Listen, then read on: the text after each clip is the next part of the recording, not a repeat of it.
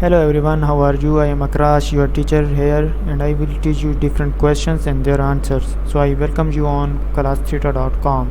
So our today's question is: can a company reports the following costs and expenses in May: factory utilities 17,000, direct labor 70,400, depreciation on factory equipment 13,550, sales salaries 50,700, depreciation on delivery truck 4,300, property taxes on factory building 3,200, indirect factory labor 53,200, repair to office equipment 2,400, indirect material 85,600, factory repair 2,960, direct material used 1,37,700, advertising 15,600, factory manager salary 8,700, office supplies used 3,510. Determine the total amount of period costs.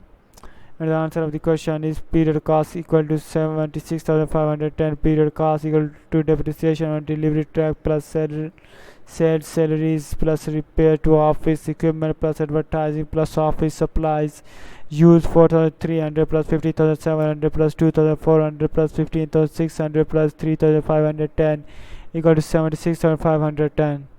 Thank you for watching the video. If you have any question related to this video, please post a comment below. If you have any question in your mind, you can also post on the website and I will be answering you in the next video. Thank you for engaging with us. Until next video, bye bye.